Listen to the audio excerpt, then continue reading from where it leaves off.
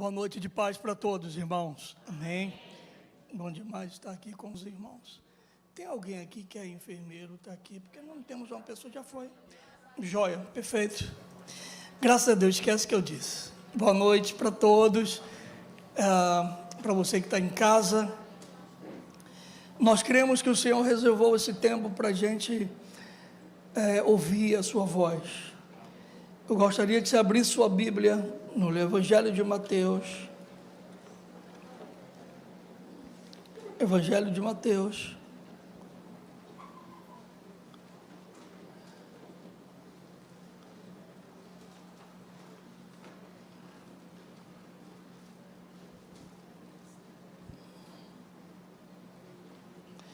Evangelho de Mateus, capítulo 21, versículo do 1 ao 16.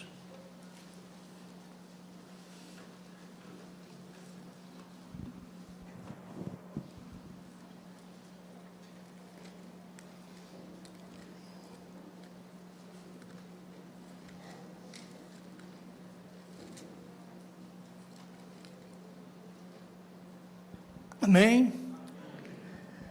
Vamos fazer uma leitura desse texto?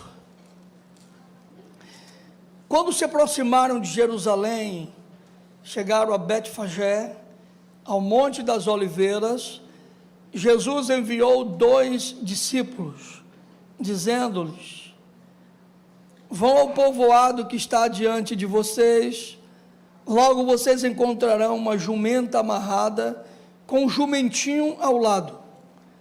Desamarrem-na e tragam-no para mim. Se alguém perguntar, diga que o Senhor precisa deles,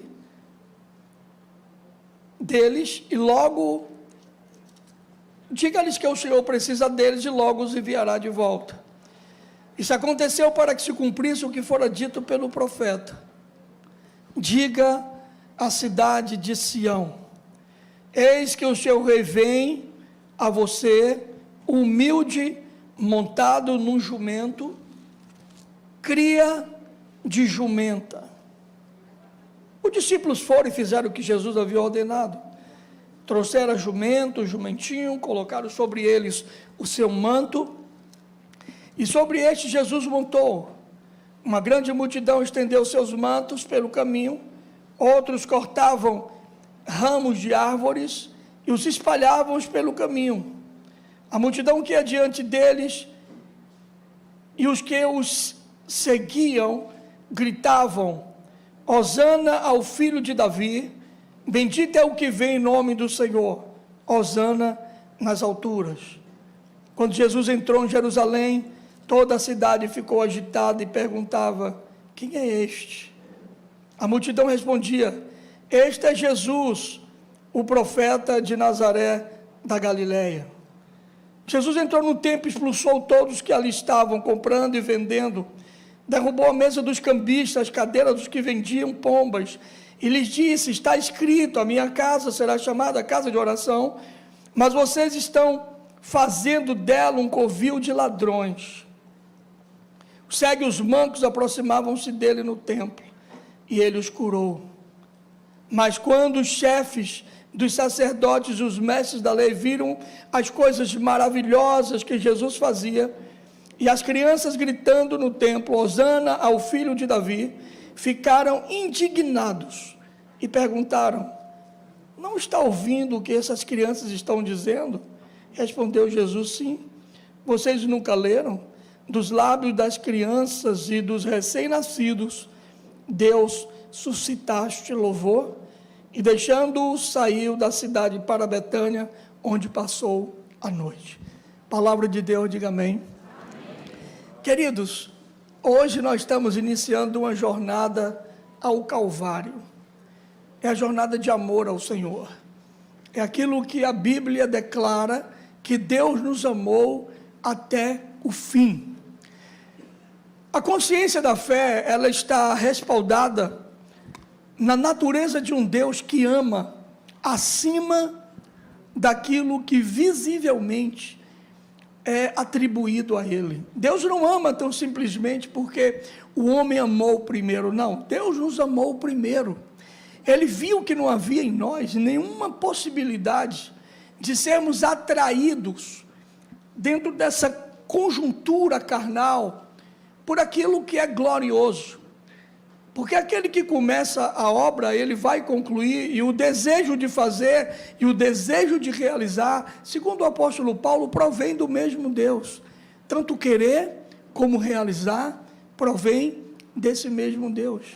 Nenhum de nós é capaz de olharmos para Deus e sermos atraídos, se Ele mesmo não nos atrair pelo seu grandioso amor e pela sua incitação ao nosso espírito, aquela parte da imago Dei que Ele tem acesso dentro de cada um de nós. Nós estamos praticamente há 5 dias de um momento histórico, que a maioria de nós não temos certeza se aconteceu nesse período, mas aconteceu. Mas nós cremos também que esse episódio a respeito da paixão de Cristo, que não tem nada a ver com aquele sentimento de frivolidade que nós chamamos de paixão. Nós chamamos de paixão, geralmente, aquela coisa que faz queimar a alma. Quando diz que o adolescente está apaixonado, diz que ele é capaz de subir na parede, aquela cara de babaca, não tem nada a ver com isso. A paixão de Cristo não tem nada a ver com cara de babaca. A paixão de Cristo tem a ver, e a palavra paixão tem a ver com sofrimento, com a capacidade de ser acometido por um tipo de sentimento de amor tão intenso, que nada é capaz de desviar daquela atenção. Quando a Bíblia diz sobre a paixão de Cristo, está falando sobre o poder de amar até a morte. Hoje é domingo, existe um relato histórico que começa hoje. Existe um relato histórico que acontece amanhã, que acontece na terça, que acontece na quarta, que acontece na quinta, na sexta, no sábado, até o domingo que vem. Isso nós vamos fazer uma remontagem. Eu não quero trabalhar todos os dias, mas eu quero pensar sobre o dia do preparo. É aquele primeiro dia em que a Bíblia relata, a partir do texto de Mateus 21, Marcos 12, eu acho que Lucas e João, eu não sei citar aqui a referência, mas todos os 4 evangelhos, os 3 sinóticos e João, eles relatam esse texto, a entrada triunfal de Jesus em Jerusalém. Isso tem um significado profundo para a maioria de nós, porque aqui começa a grande jornada de Deus no plano da história, para sinalizar algumas coisas para a gente, que a maioria de nós ficamos como que deslizando na maionese, quando não entendemos ainda a natureza do Deus que diz, do Deus que predisse, e do Deus que vai predizer. Passado, presente e futuro para Deus, é como se fossem a mesma coisa. A Bíblia diz que Ele é o mesmo ontem, Ele é o mesmo hoje, Ele é o mesmo eternamente. Ele não tem essas limitações, ele não sofre o impacto da limitação do tempo. Ele é o Senhor que passeia na história. Ele cavalga sobre o vento. Ele pega o vento com as suas próprias asas. Ele é um Deus que triunfa sobre tudo. Ele não pode ser amarrado, condensado. Ele não pode ser colocado dentro de uma panela, da cabeça para baixo, como nós fazíamos antigamente, com uma imagem daquela fé que um dia nós abraçamos, e eu tinha uma tia que fazia isso, que já chegou até a fazer, eu creio, pegar o santinho, uma imagenzinha, dizer que era um santo, colocar dentro e falar, só sai daí depois que me conseguiu um namorado. Já sabe de quem eu estou dizendo, né? Qual o tipo de entidade que dava casamento para todo mundo. Parece até que a gente, vendo isso, a gente cristaliza uma ideia de um Deus que também pode ser amordaçado, pode ser amarrado, mas eu quero te dar uma palavra nessa noite. Deus é livre, Deus é o Senhor da história, Ele não tem como ser aprisionado, Ele não tem como ser limitado, Ele não tem como ser barrado dos seus propósitos, daquilo que Ele tem como vontade, deliberadamente soberano. E eu quero intitular essa palavra, tudo está no seu lugar certo. Tudo está no seu lugar certo. Repete comigo: tudo está no seu lugar certo. Meu pai gostava de um cantor chamado Benito de Paula. Você também gostava. Estou sentindo, eu senti uma firmeza aqui em você. E ele cantava uma música que dizia: tudo está no seu lugar. Graças a Deus. Graças a Deus. É quase um corinho. Se Benito fosse de Paula, estaria aqui dentro hoje, né, de Paulo, ou bendito de Paulo. Ele diria: tudo está no seu lugar. Graças a Deus. A maioria de nós, como não pensamos hoje, porque a revelação está fechada, daquilo que foi o tempo histórico que Jesus viveu. Esse capítulo 21, ele faz refletir sobre justamente aquilo que aparentemente está desarrumado. A gente tem a sensação em viver hoje de que o mundo está desarrumado, que as coisas saíram do lugar, de que a ordem das coisas foram perdidas. A gente imagina que o mal está sobressaltando aquilo que é bem e bom. A maioria de nós já chegamos a pensar em algum momento assim, na morte de uma pessoa muito querida e boa, dizer: meu Deus, tantos desgraçados, miseráveis para morrer, vai morrer logo essa pessoa. Como se os bons também não morressem. Uma vez alguém disse: meu Deus, tão bonito, tão lindo, olha que rapaz bonito e novo, morreu. Eu disse: meu Deus, que desgraça, só os feios podem morrer. Parece que a gente pensa: será que são as pessoas que aparentemente, convencionalmente, não são tão esteticamente bem elaboradas, já que tem que morrer? Você já disse isso, gente? Pessoa tão linda, como é que morre, não é verdade?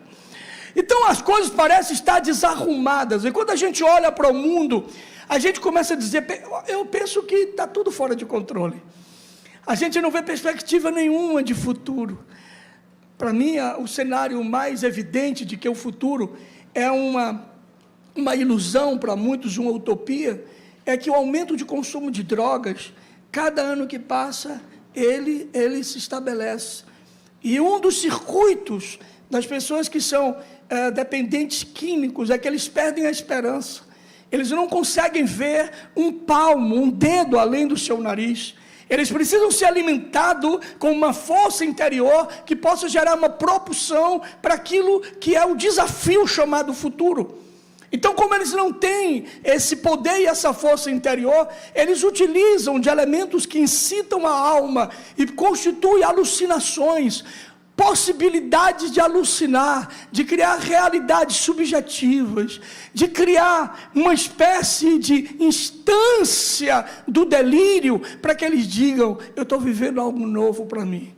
E aí, quem vive viciado nesses processos, sejam bebidas, drogas químicas manipuladas, drogas da natureza, extraídas, drogas de todos os níveis, começam a ter essa percepção de que parece que o futuro não nos reserva nada. Por isso que acabar com aquilo que pode gerar uma ansiedade por algo que não existe, é melhor que aconteça o desespero, as doenças, as neuroses que a gente chama de neuroses impactantes, neuroses superlativas.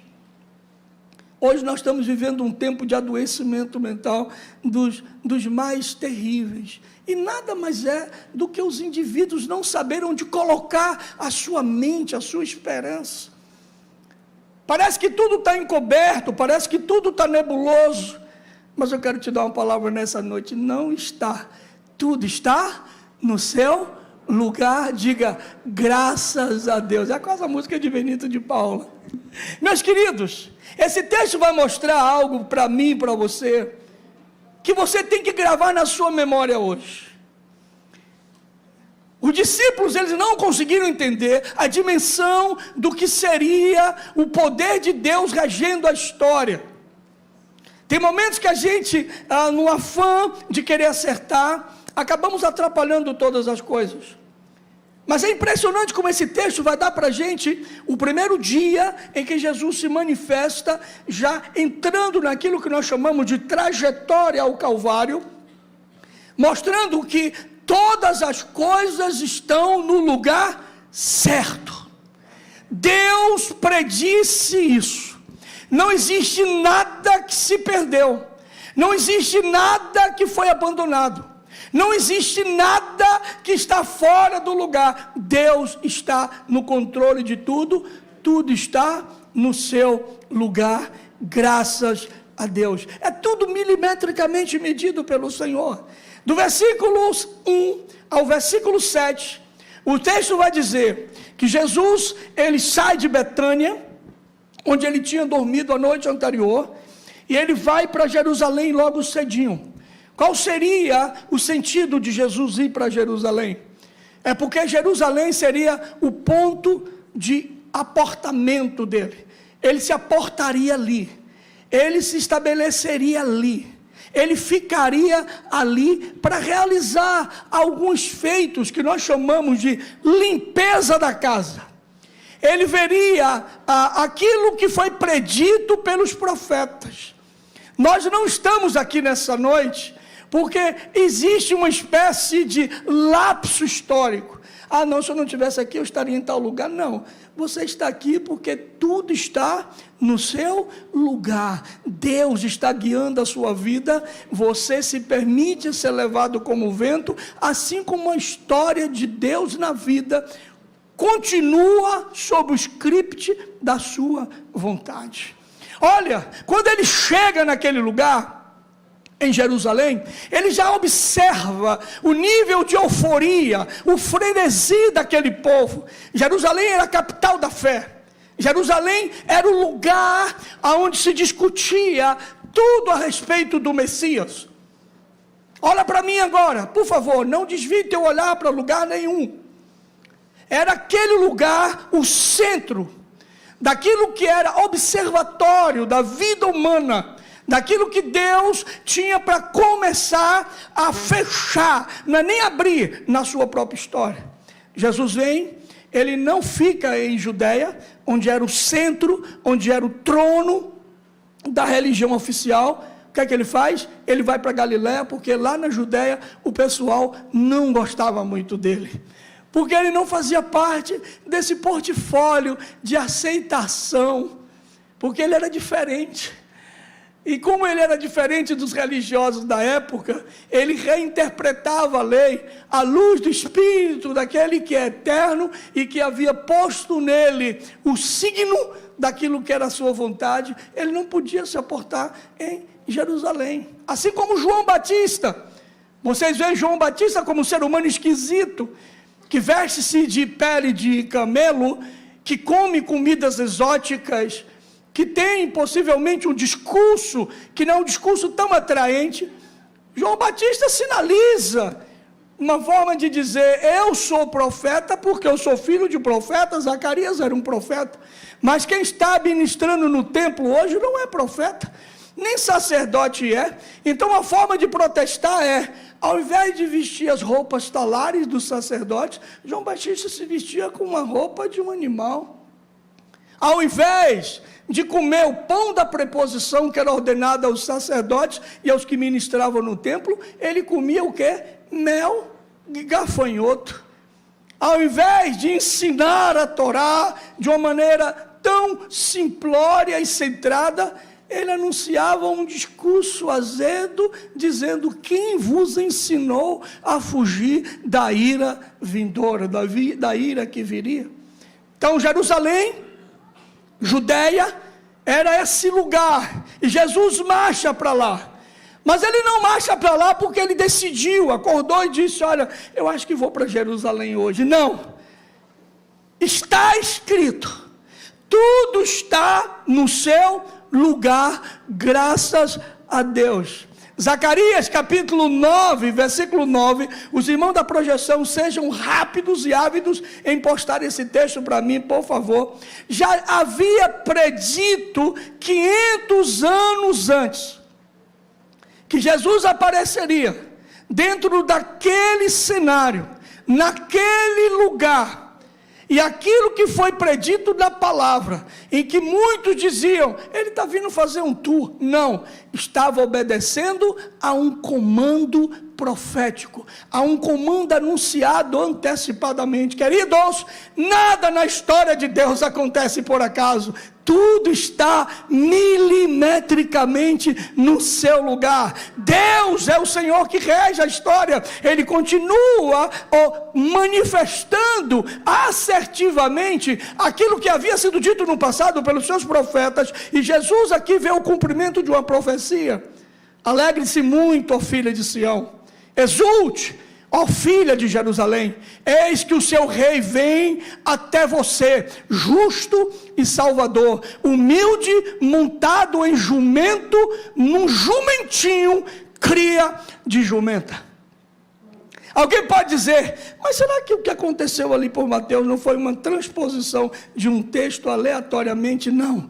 Aquilo é o cumprimento de uma profecia. É como se Deus dissesse para aqueles que estão ali, olha, o que vai acontecer, aparentemente aleatório, aparentemente pequeno, aparentemente destoado de uma realidade real, é algo que foi predito pelo próprio Deus 500 anos antes. Olha, para você que tem dificuldade de viver o dia a dia e fica doido para saber o que vai acontecer no seu futuro, olha para mim aqui agora. Diz o Senhor, eu sei os planos que tenho para você. Jesus se submetiu aos planos de Deus. Ele foi para aquele lugar porque ele foi levado por uma palavra profética. Roma não é aleatório. Aquele cenário que a gente percebe, aquele lugar, aqueles instrumentos que Deus coloca, me faz lembrar um biblicista da prosperidade, que eu li uma vez um livro dele. Ele disse, olha, não fique intimidado, Jesus é rei soberano e é um rei de postura real, maior do que todos os reis da terra. Amém, glória a Deus. Ele entrou com o jumentinho ali, não é por outra razão. O jumento na época era aquilo que se tinha de mais poderoso, de mais grandioso, de mais simbolicamente grande. É como se fosse um cavalo. Não, Jesus entrou de jumento para mostrar que ele era um rei diferente. Para mostrar para Roma de que ele não estava ali para brigar com Roma. Pensa comigo aqui agora.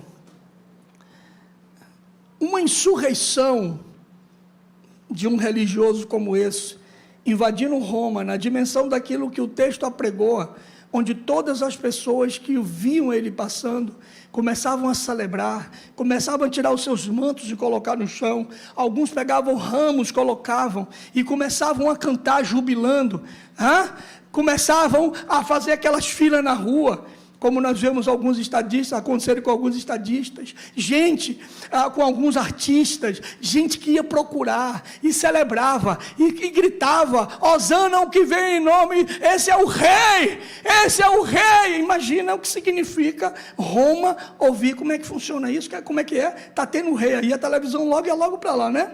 A Rede Bobo ia logo para lá, e botar logo câmera, está chegando aí um rei, e o negócio está tendo invasão de um novo sistema político aí, e Roma tinha que mandar logo a legião de soldados para combater. Não tem como combater alguém que está montado no jumentinho, onde o tipo de gente que está fazendo isso, dizendo que ele é bom, é ralé, é mulheres, crianças, para aquela época era ralé.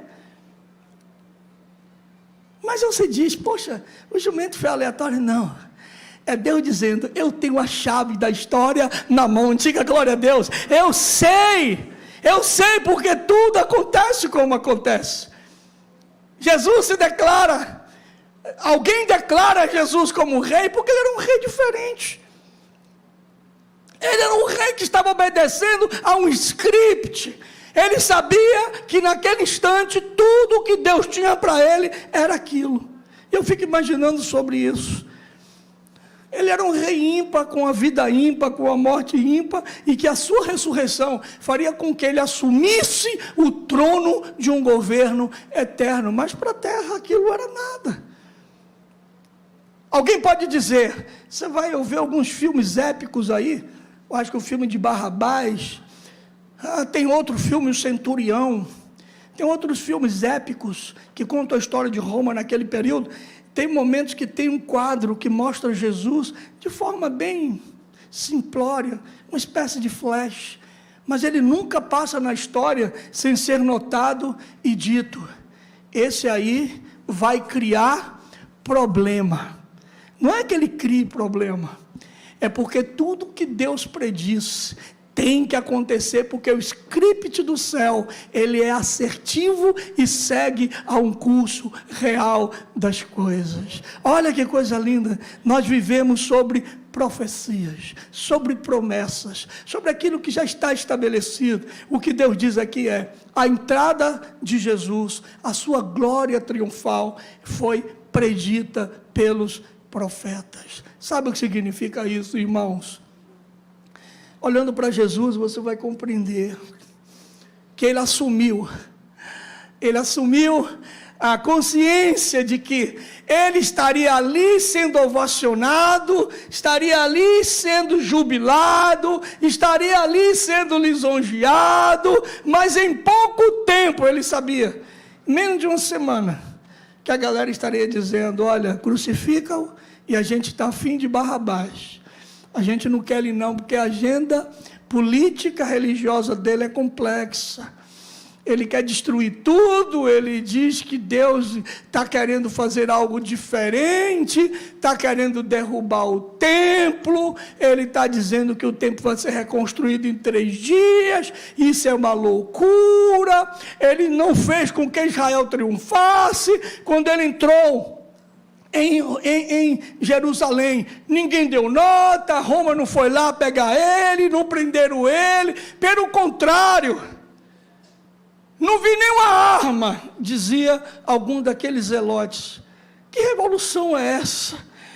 Na verdade, os judeus queriam uma revolução armada, para tomar o poder, e Jesus entra dizendo, não, nós estamos aqui com o poder de Deus, porque está determinado que eu entraria como um rei diferente, seria humilhado, rejeitado, mas depois de 3 dias, eu ressuscitaria em poder e grande glória, porque tudo está no seu lugar, graças a Deus. A segunda coisa que o texto vai dizer, de que tudo está no seu lugar, graças a Deus, é que não só a entrada triunfal, o assentamento do trono, a regência do Senhor sobre Jerusalém e sobre a terra de Israel e sobre todo o mundo naquele instante estava sendo colocada, mas existia uma liturgia diferente.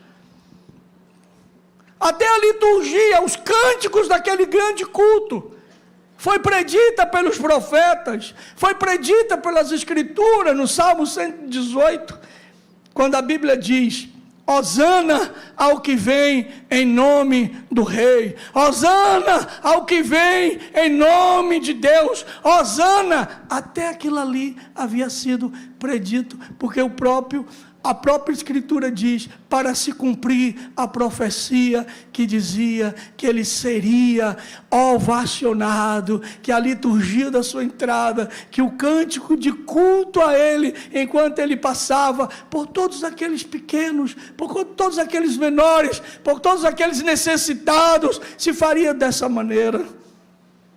Deus ali incitaria o coração do homem, por meio das suas confissões. Para você e para mim, que às vezes temos dificuldade com o hebraico, eu quero estimulá-lo. A palavra Hosana significa, salva-nos, Senhor, nós te rogamos. Era um rogo, não era uma frivolidade, não era um memezinho, não era uma musiquinha, um jingle, não. Aquilo era um clamor de um povo perdido, de um povo completamente insuflado, um povo preconceituado, um povo retirado do templo. É assim sempre. O poder de alguns sistemas, ele é melhor para quem está dentro da cúpula. Para o povão, é só desgraça, é circo e pão. E aqui o texto está sendo muito claro. A liturgia daquele lugar, aquilo que está sendo feito, até os cânticos, foi determinado pelas Escrituras há 600 anos atrás. Até o que seria cantado, até o que seria dito, até o que seria incitado no coração de um povo que estava ali olhando para um homem e dizendo: salva-nos, Senhor. Hosana ao que vem em nome do grande Deus. Hosana significa salva-nos, nós te rogamos. Era um grito de lamento, um grito de socorro, mas também era um grito de esperança. Eles apontavam o coração para Jesus dizendo: olha, nós sabemos que agora entrou na história aquilo que estava predito, porque saiu dos nossos lábios, não aquilo que foi ensaiado, mas aquilo que é muito grandemente visceral, é da nossa alma. Nós ansiamos pela salvação que há em Deus. Tudo estava no seu lugar. Um povo que ansiava pela salvação em Deus. Deixa eu te dar uma palavra nessa noite. Está predito. Chegará um tempo onde as pessoas terão fome, terão sede da presença de Deus, mas não o encontrarão com tanta facilidade que a gente está aqui nesse momento. Eu estava vendo um rapaz essa semana, ele me dizendo, contando a história dele. Ele disse: eu fui escravo das drogas por muito tempo. Eu usava todo tipo de droga. Um dia meu pai me tomou e disse: filho, por que é que você não muda de vida? Por que é que você não muda de história? Não faça isso com seu pai, você vai me matar. Ele disse: pai, eu tenho até vontade, mas eu não consigo. Ou seja, a minha vontade hoje é escrava de um sistema que me aprisionou em mim mesmo. E a única forma que eu tenho de eliminar aquilo que está em mim mesmo é matando a mim mesmo, é desaparecendo em mim. Quando a gente vê uma geração como essa geração que a gente vive, que não tem sentimento em relação a Deus, que não tem nenhum tipo de sensibilidade de poder cantar Hosana, Hosana, Hosana, porque se sente perdido. A gente tem uma dúvida a respeito do que significa Deus para essa geração. Há uma canção que diz: ao Rei dos Reis consagro tudo o que sou, tudo o que tenho, tudo o que sou. E aí ele diz: Hosana, salva-nos, Senhor. A outra coisa que o texto vai nos dizer nessa entrada de Jerusalém, num dia como esse hoje, um domingo, o primeiro dia da semana, é que Deus entrou naquela história por meio de Jesus para consertar todas as coisas, a começar por um lugar que é do interesse primaz dele. Tudo está predito, tudo está consumadamente historicizado, marcado no calendário da existência do eterno, nada passa desapercebido. Por mais que você olhe e diga: está tudo fora de controle, ele está dizendo: filho, está tudo no seu lugar. Quem está em descontrole é você que não está sintonizado com a história, com a minha história, com a forma como estou escrevendo a história, ou afirmando o que já está escrito na história. Versículo 12 e versículo 13, vai nos dar a noção de que ele chega em Jerusalém. Depois de passar por tudo aquilo, ele se dirige para um lugar, para o templo. Por que o templo? Porque o templo era o assento daqueles que regiam a religião oficial. Mas o centro, aquele templo, era um lugar também, onde ele havia dito que colocaria o seu nome. E aí uma coisa que eu quero deixar claro para vocês nessa noite: Deus jamais empenha o seu nome na vida de alguém, que esse alguém viva de forma relaxadamente vagabunda. Deus jamais investe a sua vida na vida de alguém que vive de forma relaxadamente vagabunda. Quando a gente recebe o nome de cristão, se cumpre aquilo que está sendo dito, nós somos casas de Deus. E se nós somos casa de Deus, habitação de Deus, o estilo de vida que tem que primar por meio, que tem que se manifestar por meio dessa vida, é outro estilo. Jesus vai para o templo, e quando ele chega lá, ele descobre que o templo foi contaminado, que o sagrado foi profanado, e não tem nada que mais fira o coração de Deus do que quando a gente profana o sagrado. Deus teve o interesse de fazer com que Jesus entrasse, fosse consumado profeticamente a entrada dele, profetizada por Zacarias. Ele disse: a forma litúrgica de celebrar minha presença também já está predita. A liturgia do culto já foi dita muito tempo atrás, mais de 600 anos. Mas também foi dita pelo profeta Jeremias, no capítulo 7, versículo 11, a respeito do templo, que não havia mudado muito. A gente se reúne nesse lugar que a gente chama de templo e que não é templo.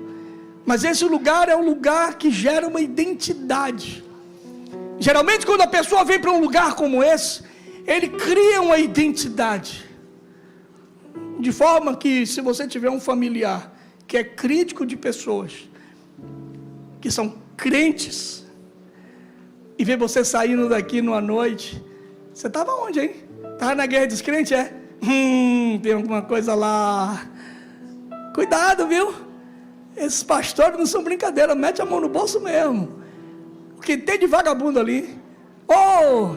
Na empresa que eu trabalhei, as pessoas que mais davam trabalho eram aqueles que diziam evangélicos. É triste, é horrível, é terrível para aqueles que fazem parte da comunidade do Deus vivo ouvir falas como essa. Mas Jesus, ele teve um cuidado extremado de ir lá no templo e chegar naquele lugar onde o sagrado deveria representar o próprio Deus em santidade. Ele percebe as negociações, as negociatas. Ele percebe a forma completamente deturpada daqueles religiosos de manter aquela casa. Era uma espécie de Joões de Deus. E é impressionante. Todos os lugares onde são chamados de lugares santos, são lugares que são movidos pela profanação do sagrado. Eu estava assistindo o documentário da Netflix, daquele religioso, do qual eu acabei de dizer o nome. Além das falsidades revelacionais, ainda tinha a grana que destrói coisas belas. Foi capaz de mexer com mais de 300 mulheres, machucar muitas famílias, porque o sagrado não é difícil de ser profanado. O sagrado não é difícil de ser profanado. A maioria de nós que estamos aqui nessa noite sabemos, de alguma maneira já vimos algum golpe acontecendo em nome da fé. E Deus tem interesse de ir nesses lugares, de chegar nesses lugares e revelar o mal. E Jesus chega naquele lugar, naquele templo, ele olha para aquele lugar e diz: olha, eu vou bater nessa galera aqui. E um texto diz que ele entrou e machucou, derrubou tudo, quebrou tudo e disse: sai daqui, porque isso aqui é casa de oração, isso é lugar de comunhão com Deus, isso é lugar de intimidade com Deus, de buscar a Deus. Isso aqui é lugar sagrado. Esse ajuntamento tem sentido. Não é lugar de se vender, de se comprar, de negociar, de barganhar. Ele vela pela sua casa. Ele reconhece os usurpadores do sagrado. Jeremias é um denunciador, no capítulo 7, versículo 11. O que estava acontecendo ali com Jesus naquele lugar, foi predito pelo profeta Jeremias, há mais de 655 anos.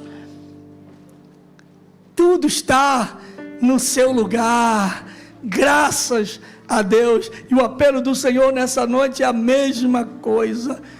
Não se pode fazer do lugar onde Deus rege um povo, um covil de salteadores e de ladrões. Olha o que você está fazendo. Tem muita gente aqui que, no nome da sua necessidade, já chegou a se atrelar a determinados níveis de compromisso e aliança para resolver problemas, tendo que negociar com o sagrado. Ei, olha para mim. Não se negocia com o sagrado a não ser pela obediência. A moeda que faz com que o sagrado se derrame sobre nós é obediência. Pode trazer o pessoal da ceia do Senhor, pastor. O sagrado não pode ser pervertido. Não há nada que fira mais o coração de Deus do que a perversão do sagrado.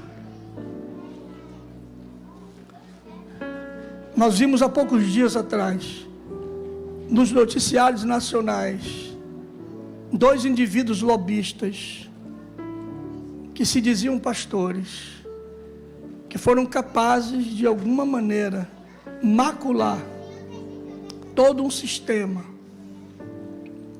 E por conta de 2 indivíduos desses, a maioria de nós vivemos sob suspeição. Eu estava em um determinado lugar, num órgão público, e aí eu cheguei lá com meu filho.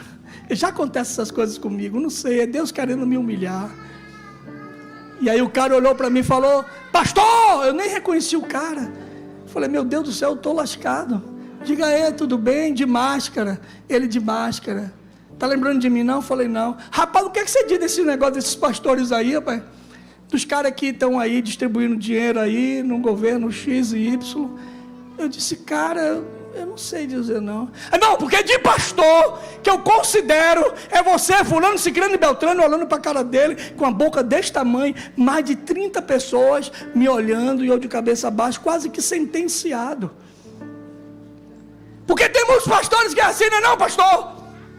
E olhando para a cara do desgraçado e dizendo: Senhor, em nome de Jesus, faz calar, pelo amor de Deus, faz esse homem calar. E as pessoas me olhavam, mas aí eu falei: Deus, não tem como calar esse cara, então deixa eu falar. Eu olhei para ele e falei: muito bem, não acredite nem em mim, não acredite em mim não, acredite em Deus. Outra coisa, meu querido, o que é que você sabe disso? Por que você divulga essas coisas? Porque o seu coração está cheio de raiva em relação a isso. De uma maneira bem sublime, mas teve um irmão daqui da igreja que viu tudo e foi muito misericordioso comigo. Falou: pastor, vem cá, fica tranquilo, deixa ele aí. A vontade que eu tinha de sair para casa correndo, dizendo: meu Deus, como é que podem 2 indivíduos fazerem besteira e praticamente macular todos aqueles que se dizem identificados por ele? Sabe por quê, irmãos? Porque é isso. O sagrado é o sagrado. Se você diz: eu levo o nome de Jesus sobre mim, se você diz: eu sou um cristão, se você confessa isso com sua boca e em seu coração você crer nisso, você precisa viver um estilo de vida diferente. Você não pode profanar o sagrado que está na sua vida. Você tem que converter o seu coração a Deus. Eu sou crente, mas vivo dessa maneira. Eu sou crente, mas faço isso. Ei! Se aquilo que você vive da maneira, ou que você faz, não coincide com aquilo que é o caráter de Cristo, abandone hoje. Porque o Senhor que recebe sobre si uma profecia dizendo: a minha casa será casa de oração, não profanem. Ele está falando sobre a minha vida e a sua vida. Ser cristão não é frequentar uma igreja, é carregar sobre si o signo da presença de Deus, do eterno. Não arruine a glória de Deus. Icabode, não arruine a glória de Deus. Não faça com que a sociedade olhe para a sua vida dizendo: eu esperava que como cristão você vivesse de uma outra maneira, pensasse de uma outra maneira, apercebesse o coração de uma outra maneira, segundo os evangelhos. As pedras vão clamar, e as pedras estão clamando. Quando você sofre uma crítica por ter feito uma besteira, por ser cristão, não fique triste não. Aquele que está fazendo a crítica está dizendo, sabe o que para você? Rapaz, eu esperava, eu tenho esperança na alma de um dia ser como você, viver como você, mas você está quebrando essa expectativa. Você está dizendo para mim, não é possível viver para a glória desse Deus. Mas eu quero te dar uma palavra nessa noite. Está predito: a minha casa, aqueles que são meus, serão marcados pela minha glória, e revelarão por meio da luz que há em mim, e do tempero que há neles, aquilo que eu sou para o mundo. Eles revelarão pelo amor que eles terão uns pelos outros. Eles revelarão pelo amor à verdade. Eles revelarão pelo amor à família. Eles revelarão pelo amor à vida. Eles serão favoráveis à vida e tudo aquilo que é vida, porque eu disse o Senhor, diz o Senhor, eu vim para que tenham vida em toda a qualidade e a tenham em abundância.